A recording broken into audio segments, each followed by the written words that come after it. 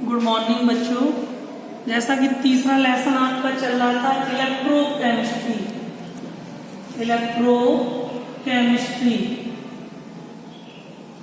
Electrochemistry में आपको कल हमने कहाँ तक पढ़ा दिया था? देखो बेटा, लास्ट हेडिंग एक सवाल बताया था, शुष्क सेल और नस्टर्ड समीकरण। उसमें एक दो हेडिंग बची हैं, वो और लिख लो। एक हेडिंग है तुल्यांकी चालकता।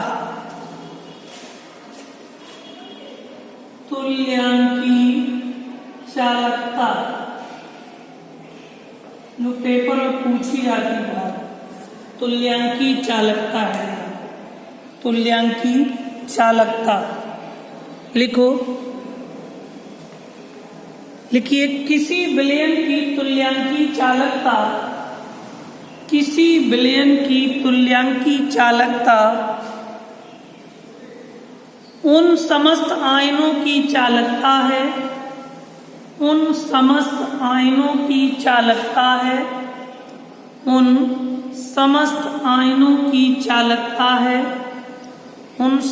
आयनों की चालकता है जो 1 ग्राम तुल्यांक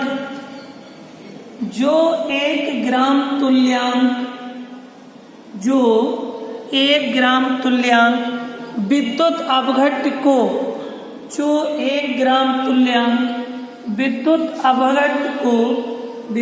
अपघट्य को VmL विलयन में विलय करने से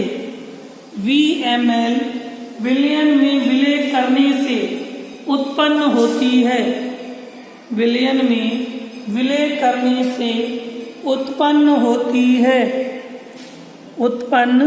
होती है, उसे तुल्यांकी चालकता कहते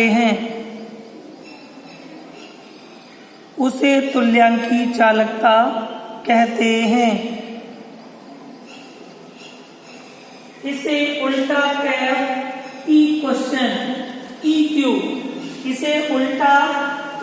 EQ से व्यक्त करते हैं।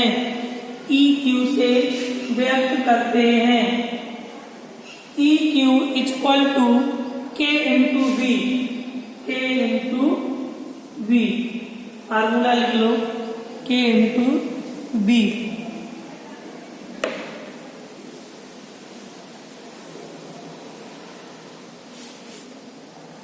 ठीक, पता है उल्टा EQ है आपकी तुल्यांकी चालकता, ठीक है। K कप्पा है और V आयतन है, ठीक है। अगर आपको इसी में दे देगा नॉर्मलता पूछ देगा तो नॉर्मलता बराबर सूत्र लगा देंगे, capital N equal to WV गुणा 1000 अपॉन EV गुणा VmL। V 10 ml दिए, जितना दे ये कैपिटल V 10 ml, ठीक है। लिख लो नीचे, जहां WB विलय की मात्रा है,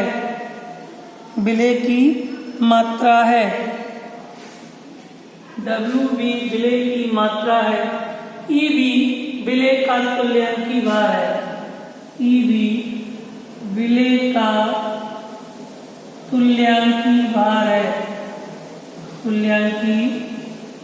है, WB विलय की मात्रा, ठीक। AB होता, अगर A होता तो विलायक की मात्रा, ठीक। नेक्स्ट हेडिंग डालो, नोट हो गया। नेक्स्ट हेडिंग है ओस्टवाल्ड का तनका नियम।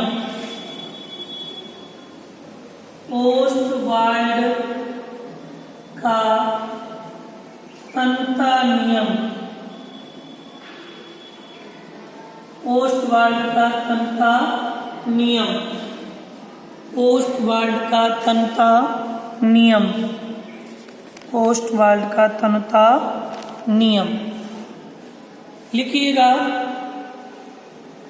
माना कि एक दुर्बल विद्युत अपघट्ट, ओस्टवाल्ड का तन्यता नियम, माना कि एक दुर्बल विद्युत अपघट्ट, माना कि एक दुर्बल विद्युत अपघट्ट ए व बी का आयनन होता है, ए व बी का आयनन होता है, ए व बी का आयनन होता है। लिख लिया? ऐसे देखो, ए बी, ए धनायन प्लस बी ऋणायन, ऐसे ए बी का आयनन कर दिया, ए धनायन तथा बी ऋणायन। ठीक है, अब माना ऐसे, माना प्रारंभ में इसको 1 मोल मान लिया, माना प्रारंभ में 1 मोल, इसको 0 मोल, इसको भी 0 मोल, माना प्रारंभ में 1 मोल 0 मोल।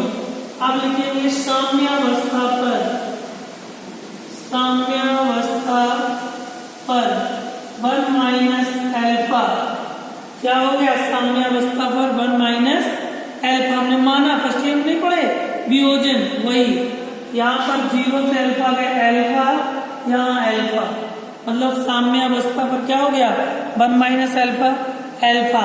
अब आगे दिया हुआ है जब आयतन V हो तो 1 माइनस अल्फा अपॉन बी, इधर alpha upon B, alpha upon B, इधर देखो। अब इसके बाद साम्य स्थिरांक या द्रव्य अनुपाती क्रिया के नियम से लिख देंगे, द्रव्य अनुपाती क्रिया के नियम से, द्रव्य अनुपाती क्रिया के नियम से। द्रव्य अनुपाती क्रिया का नियम के बराबर क्या होता है? इधर देखो बेटा, ये जो ऊपर होता है ये प्रोडक्ट होता है और ये रिएक्टेंट होता है। क्या होता है? रिएक्टेंट, यानी अभिकारक और उत्पाद। जो द्रव्य अनुपाती क्रिया का नियम होता है उसमें उत्पाद ऊपर आता है और अभिकारक नीचे, यानी प्रोडक्ट अपॉन रिएक्टेंट। तो के बराबर ऊपर हो जाएगा ए धनायन बी ऋणायन equal to upon A B. इतना समझ में आ गया? अब इसकी वैल्यू रखना है हमें, यहाँ रख दें, ए धनायन की जगह अल्फा अपॉन बी गुणा alpha upon B upon A B की जगह 1 minus alpha upon B. Clear बेटा? इधर देखो, इसको जब हल कर लोगे alpha square upon B square बटे 1 माइनस अल्फा अपॉन बी, एक बी से एक बी कट जाएगा तो के बराबर आ जाएगा alpha square upon 1 minus alpha B. इतना आ गया कि नहीं आ गया? 1 माइनस अल्फा बी, देखो alpha square 1 minus alpha B आ गया। अब जब इधर बता देने जगह नहीं आए, जब अल्फा का मान 1 से कम होता है, कम होता है तो वह नगण्य होता है, नगण्य होता है मतलब शून्य। अल्फा का मान देखो 1 से कम है 1 माइनस अल्फा, जब अल्फा का मान 1 से कम होता है तो वो नगण्य होता है। तो के बराबर हो जाएगा अल्फा स्क्वायर, जब ये नगण्य शून्य हो गया तो के स्क्वायर, के बराबर अल्फा स्क्वायर अपॉन बी आ गया कि नहीं? इधर देख लो, आ गया, इसका मान शून्य हो गया पूरा, तो बी बचा। अब हम जब इसको, एक तो फार्मूला ये हो गया, एक फार्मूला ये हो गया, जिसको हम अंडरलाइन कर दें समझो ये सवाल में यूज होना, ठीक है। अब कैची बड़ा करोगे, के बी बराबर अल्फा स्क्वायर हो गया, अल्फा बराबर अंडर रूट के अंदर क्या होगा, देखो अल्फा स्क्वायर अल्फा बराबर अंडर रूट के अंदर के बी हो गया। अब आपसे कोई अगर ओस्टवाल्ड के तन्यता नियम की परिभाषा पूछ दे, परिभाषा पूछ दे ओस्टवाल्ड तंत्र नियम डेफिनेशन क्या होगी, तो आपने जो भी ओस्टवाल्ड तंत्र नियम सिद्ध किया इसी से परिभाषा निकल आएगी। देखो कैसे, किसी द्विअंगी वैद्युत अपघट्ट की, किसी द्विअंगी वैद्युत अपघट्ट की, किसी द्विअंगी वैद्युत अपघट्ट की, वैद्युत अपघट्ट की तन्यता समीकरण, वैद्युत अपघट्ट की तन्यता समीकरण, तन्यता समीकरण उसके वेग स्थिरांक के और आयतन के गुणनफल के वर्गमूल के समानुपाती होती है।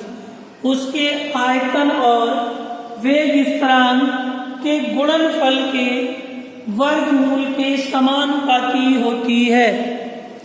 परिभाषा इसी से बन गई, मतलब किसी वैद्युत अपघट्ट, किसी दुर्बल वैद्युत अपघट्ट की विलेयता उसके वेग स्थिरांक और आयतन के गुणनफल के, वेग स्थिरांक और आयतन के गुणनफल के वर्गमूल के समानुपाती होती है, वर्गमूल के समानुपाती होती है, वर्गमूल के समानुपाती होती है, वर्गमूल के समानुपाती होती है।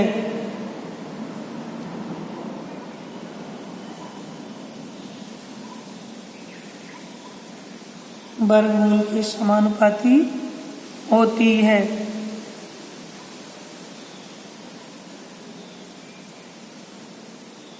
ठीक, समझ गए।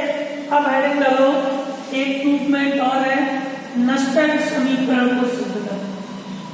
परिभाषा आपकी लिख गई है, डेफिनेशन लिखी है, हेडिंग डालो, नस्टन समीकरण का व्यंजक, नस्टन समीकरण का व्यंजक, नस्टन समीकरण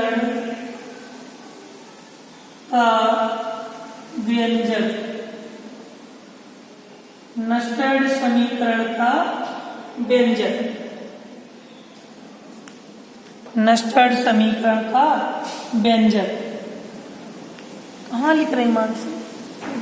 नस्टन समीकरण का व्यंजक लिखिए इसमें आगे, किसी इलेक्ट्रोड विभव विलयन में, किसी इलेक्ट्रोड विभव विलयन में, किसी इलेक्ट्रोड विभव विलयन में उपस्थित उनके आयनों की सांद्रता, किसी इलेक्ट्रोड विभव विलयन में उपस्थित उनके आयनों की सांद्रता, उनके आयनों की सांद्रता तथा ताप पर निर्भर करती है, तथा ताप पर निर्भर करती है, तथा ताप पर निर्भर करती है। ये तो हमारे नस्टन समीकरण की परिभाषा होगी।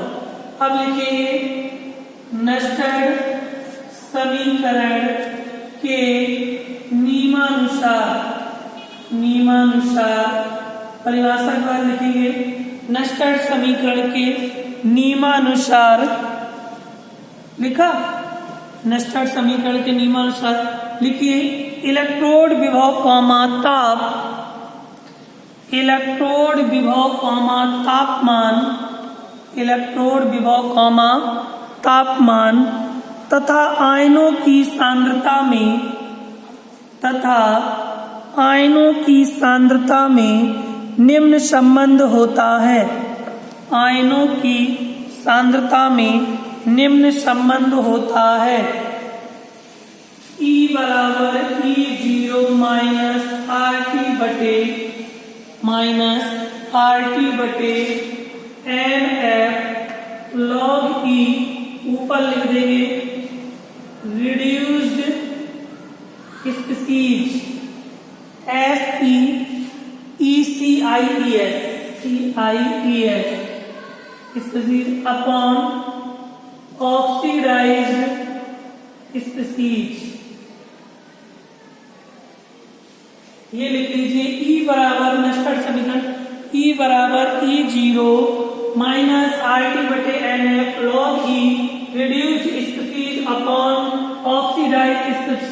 स्पीसीज, सभी का नंबर फर्स्ट, यानी कि अपचयन क्रिया यानी अपचयन सीरीज, अपचयन श्रेणी और ऑक्सीकरण श्रेणी। नीचे लिख लो जहां ई इलेक्ट्रोड विभव है, इलेक्ट्रोड है, जहां ई इलेक्ट्रोड, E0 मानक इलेक्ट्रोड विभव है, ई इलेक्ट्रोड विभव है और E0 मानक इलेक्ट्रोड विभव है, मानक इलेक्ट्रोड विभव है। R गैस स्थिरांक है, R गैस स्थिरांक है जिसका मान 8.314 जूल होता है, 8.314 जूल होता है, जूल प्रति किलोग्राम होता है, जूल प्रति किलोग्राम होता है, जूल प्रति किलोग्राम होता है। F फैराडे नीयतांक है, F फैराडे नीयतांक है जिसका 1 फैराडे बराबर 6500 कूलम होता है, 6485, लेकिन हमें 6500 कूलम यूज होता है 1 फैराडे बराबर। N है आयन की संयोजकता, N क्या है? आयन की संयोजकता, आयन की संयोजकता, N आयन की संयोजकता है, N आयन की संयोजकता है। ठीक है, अब लिख लो आगे। नोट हो गया? हो गया? इतना हम साफ करेंगे क्योंकि यहां से फिर आएगा नहीं पूरा बोलना। इसके आगे देख लो, माना कि M मॉलिक्यूल माना M N ion plus M, माना M N प्लस और M। ठीक है, अब यहां से N आयन है तो यहां से N इलेक्ट्रॉन निकाल दिया तो रिडक्शन हो गया कि नहीं हो गया? माने अपचयन हुआ कि नहीं हुआ? क्योंकि गिब्स 2 के पहले इलेक्ट्रॉन यहाँ N मतलब कुछ भी आयन हो सकता है, इसलिए मैं N मान लिया, N इलेक्ट्रॉन निकल गए, M बचा, तो इसको हम लोग कहते हैं रिडक्शन। क्या कहते हैं? रिडक्शन। अब E बराबर E0 माइनस RT बटे NF log E। आपको पता है ये आपका ऑक्सीकरण ऑक्सीडेशन है, ये रिडक्शन है। चेन 2 के बाद ऑक्सीडेशन होता है और ये रिडक्शन होता है। ठीक है, तो आपको पता है जो चेन 2 के बाद होता है वो ऊपर होता है, यानी कि रिडक्शन स्पीसीज में इधर M आ जाएगा अपॉन इधर MN प्लस आयन आ जाएगा। इतना समझ में आया? मतलब रिड्यूस की जगह हमने M रख दिया, ऑक्सीडाइज की जगह Mn रख दिया। ठीक है, तो रिड्यूस आपका M ये है और Mn ये आ गया। अब हमें इसकी पता है वैल्यू Mn, चूंकि कोष्टक लिख देंगे M=1 होता है, चूंकि क्या होता है? M माना है जो M है अकेले, M= क्या होता है? 1 है। तो देखो E बराबर E0 माइनस RT बटे NF log E, M की जगह 1 अपॉन MN आयन। इतना समझ में आया? मतलब M की जगह हमने क्या रख दिया? 1 रख दिया। क्या रख दिया? 1 रख दिया। ठीक है, अब सुनो, E बराबर E0, ये MN हमारा नीचे बटे में है, ऊपर चला जाएगा जब संख्या पलट जाएगी तो ये देखो निशान बेटा इधर माइनस से कायम हो जाएगा प्लस में, RT बटे NF, मतलब ये ऊपर चला जाएगा log E MN plus ion. ये मतलब जो बटे में ऊपर था तो चिन्ह माइनस से प्लस में हो जाएगा, चेंज हो गया। अब आपको पता है log E बराबर कितना होता है, यहाँ देख लो साइड में, log E बराबर जो लिखा log E बराबर, इसकी वैल्यू होती है 2.303 log बेस 10, 2.303 log बेस 10। ठीक है, तो E की जगह हमें वैल्यू रखना है। देखो ध्यान से, E बराबर E0 plus RT upon N F log E की जगह 2.303 लॉग बेस 10 एम आयन। इस तरह से ये हो गया आपका नस्टर्ड समीकरण। यह इलेक्ट्रोड का नस्टर्ड समीकरण है। ठीक है, बस लिखने का तरीका यहाँ दिख रहा है, देख ले, इसमें नीचे आ रहा है। हाँ देखो बेटा, या ऐसे लिख सकते हो E बराबर E0 प्लस 2.303 RT बटे NF log base 10 MM positive. ये नीचे वाला अंडरलाइन कर लो, लिख सकते हैं यही नस्टर्ड समीकरण है। पेपर में अलग से पूछ सकता है नस्टर्ड समीकरण क्या है, तो आप लिख सकते हैं यही नस्टर्ड समीकरण है। इतना नोट कर लो, आ गया समझ में? बस ये माना n = 1, यहाँ पर आप समझ गए होंगे। ठीक, कंप्लीट कर ले। थोड़ा सा और कहो तो बता दें।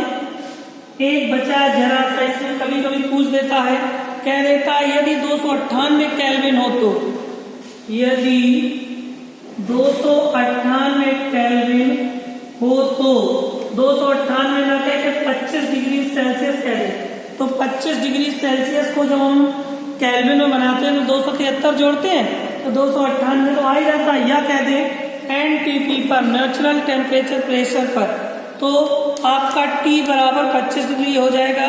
तो E बराबर E0, इसकी वैल्यू हम आपको डायरेक्ट बता दें, 298 केल्विन।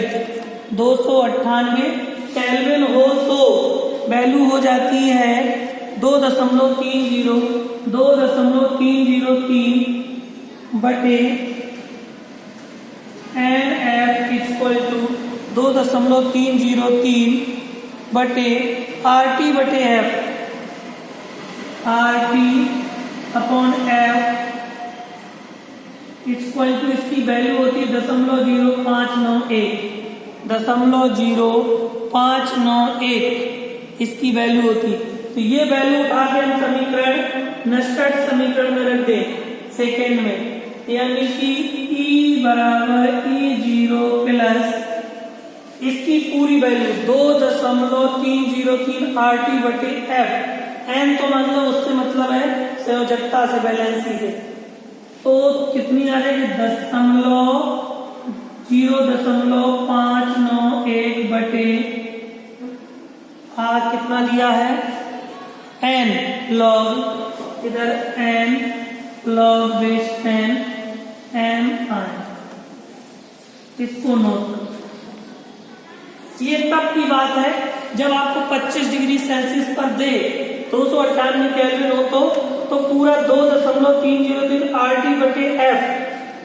देखो ऐसे मान रखा, मतलब हमने ये डायरेक्ट कैसे रख दिया, 2.303 रखा सूत्र में, R की वैल्यू 8.314, T की जगह हमने 298 और F की जगह 96,500 के सबका सॉल्यूशन हल करके डायरेक्ट रख दिया, कितना आएगा 0.05।